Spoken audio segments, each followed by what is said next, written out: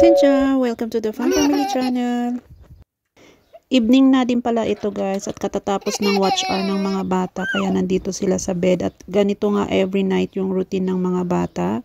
Kasi while waiting for Daddy Lin to call ay nandito lahat sila sa bed para maglaro-laro. Ayan. So inaantay natin ang tawag ng Daddy Lin. At ang baby Wangbun naman natin ang happy for today's video, char. Ayan, sana all happy. At ayan, mabigla na nga nagsalita itong siya. Don't do that, sabi niya, oh. Don't do that.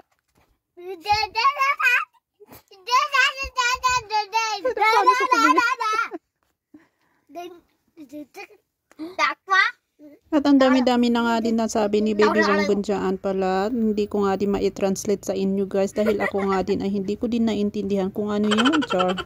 Ay. Ang sakit.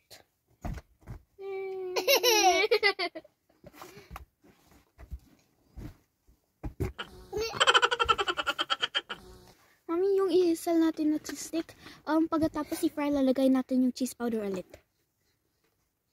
Para mas masarap, na? Mas maraming customers. At hindi nga din natagal ay ayan na nga tumatawag natin ang Daddy Lin natin. Kaya ito nakat na tayo. Kinabukasan naman ay ito naman yung ganap namin dito sa my garage. Dahil nagdilig nga ako ng halaman ay ito namang baby ko na to ay sumasabay din. Parang siya din yung nadiligan. Charis. Ayan o, basang-basa naman din yung kanyang damit. Nakita ko naman siya naglalaro kanina dyan pero hinahayaan ko lang siya. Tinatapos ko kasi yung dinidiligan ko dito. Pero saglitan lang din naman. Pero ayan na nga, tanggalan na natin ng damit ang baby Wangbun dahil baka lamigin at hindi pa naman masyadong maaraw today. Kaninong anak niya, ang saya-saya pa niya, oh, diba? Ayan, at pumasok na nga tayo. Kinuha natin yung kanyang towel dito, nakasampay dito sa labas. At balot na balot naman ang baby Wangbun ko na ito. At ayan, pumasok na nga tayo at dadamitan na natin dahil bang malamigan nga ang batang to. What's that? What's that? That's your Junjun. Itakuha natin Junjun, yes? Naligo naman siya kahapon. Naligo siya kahapon. Yeah. Yeah. Okay.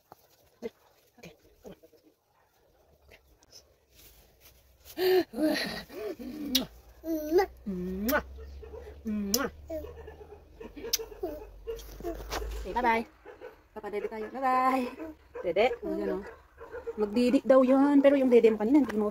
You didn't finish your Dede. Way back. Here. Dede, this one na lang. Yes? Why the face like that? Lay down, yes? Lay down here. Remove natin yung corker here first. Okay, lay down here. Mommy will go and get your clothes outside. Okay. There. Yehey. Yan, lay down lang din. Kakapalit ko lang din yung mga ng sofa. Para nilabhan ko kasi. Naglaba tayo. Yan yung bottle muna ang binigay ko kasi hindi niya naubos kanina yon. So pinapaubos ko sa kanya kasi sayang din naman yung gatas. So pagkatapos naman niya magdede niyan at gusto niya pa magdede at saka tayo magpapadede. At natulog na din pala siya after that one. At nakaluto tayo din ng tanghalian ng mga bata, ng mga estudyante natin na uuwi mamaya.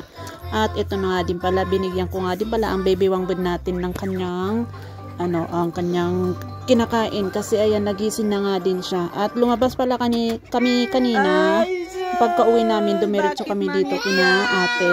So ayan naman ang ate Kim natin. Ayan. At sabi ko kasi kay baby Wangbun uwi na tayo, ayaw pa niya kasi pumunta kay mami. Oh yan, miyak na kasi kinos ko yung door kanina. So yan, pagka uwi naman natin dito sa bahay, ayan naman ang baby Wangbun. Sabi ko sa kanya tanggalin niyo yung kanyang sapatos pero ayaw niya pa talaga tanggalin. Marunong kasi siya magtanggal ng kanyang shoes, pati socks niya sa medyas niya. Are you eating cookies? Oh, ate give it? Oh, sorry. You give cookies, manan? Kala ko naman you eating something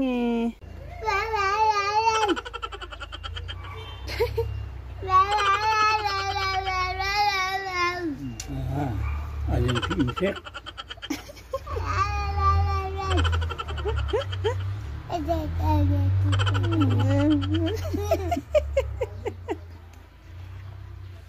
Kinagabihan naman ay ito naman na yung nangyari kay tatay na hindi ko inaasahan. Alam mo yung taranta ko dito na hindi ko na din alam ang ginagawa ko. At tinawagan ko nga din pala yung pamangkin ko doon sa kabila para samahan ako sa hospital dahil wala nga din akong kasama at kasama ko din ang baby wangbon natin na itatakbo natin si tatay doon. At hindi ko nga din alam na bawal ang bata doon sa emergency kaya ayan, buti na nga lang at nagpasama ako kay Ate Kim Kim at naiwan si Ate naiwan si baby kay Ate Kim Kim at ayan, hindi naman tayo nagtagal. Ayan, nakataksi na nga tayo. Buti na nga lang dito sa taxi driver at nag-emergency light at agad tayo nakarating dito sa may hospital at agad naman nilang in-emergency tatay at nag-inject sila, nag-collect sila ng blood for lab.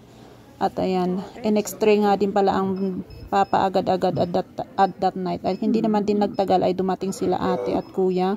Ay nagulat nga din sila bakit dinakbo ko si tatay dito sa hospital. Sa totoo nga lang din ay pinilit ko nga lang din ang si tatay na magpa-emergency na dahil ayaw niya talagang dyan. Kaya pinalitan ko ng damit. So ayan na nga. Buti na nga lang at dumating na din sila ate para makauwi naman din ako dahil ayan kasama ko nga din ang baby wangbon na dyan. At kanina ko pa naririnig na umiiyak dun sa labas na hawak ni Ate Kim Kim dahil bawal nga ang bata dito sa may emergency. Ayan, at kinabukasan naman, ito naman yung aking ganap dahil araw nga ng Sabado at schedule ko ng bili ng ating mga grocery or mga market. So ayan, nandito tayo sa Block 4 at dito ako laging bumibili ng mga kailangan sa bahay. Ayan. Pag maramihan naman ang bibilhin mong gulay, mas maganda dito sa Block 4 dahil mas mura. Binibili ko lang kung ano yung kaya kong mabitbit dahil dala-dala nga natin ang baby wangbon natin. So, yung mga iba naman ay pwede ko naman bilhin kung lumalabas ako during weekends. So, most of the time is yung mga pangunahing lang na kailangan natin yung nabibili ko dito even in the grocery.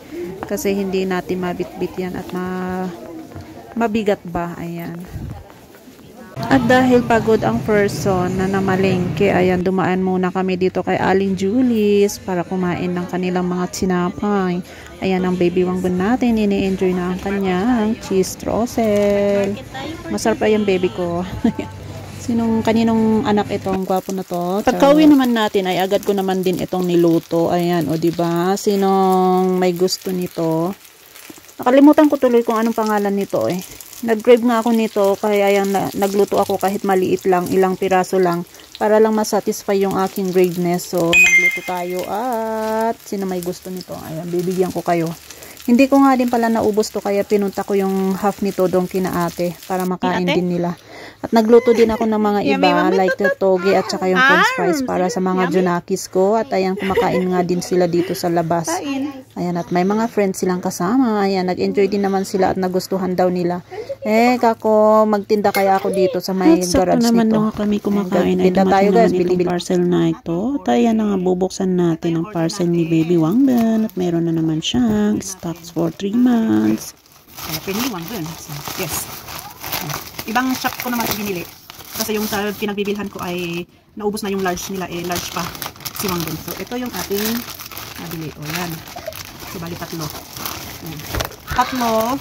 Bali ang isa nito is like 156, 66 something. Yan.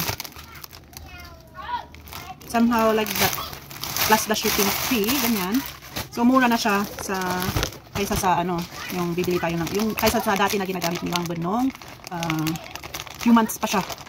Kasi yung 50 pieces na ganito is nasa 400 plus na eh. At this time nakakatipid tayo nung na-discover ko yung Korean diaper. So at this time nakuha natin.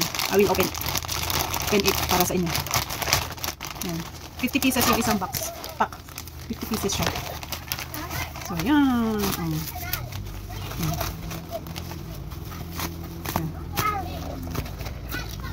So, iba yung ibang diaper naman yung previous na ginagamit niya. Naubusan lang yung si seller ng large.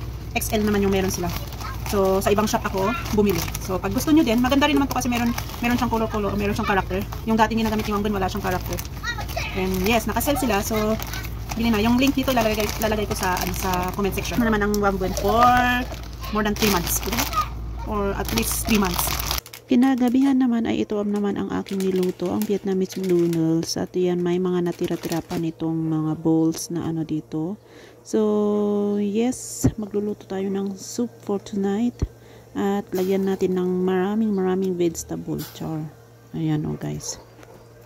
Antayin lang natin kumulo yung sabaw niya bago natin ilagay itong mga vegetable at itong noodles. Ayan. Pagsabayan ko na yung dalawa kasi madali lang din kasi maluto yung vegetable.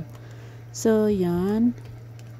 Hindi naman din nagtagal at ayan na nga, kumukulo na nga din pala ito. Ayan, oh, look good. Yummy. Ayan, guys. So, kain na tayo, guys. Kain. At yung bowl na gamit natin pala dito ay yung Lamig. double insulated bowl. Ayan, kahit mainit yung ilagay mo dito ay pwede mo pa rin siyang hawakan itong bowl na ito.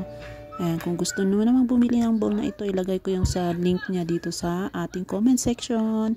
Salamat sa panonood. Bye-bye.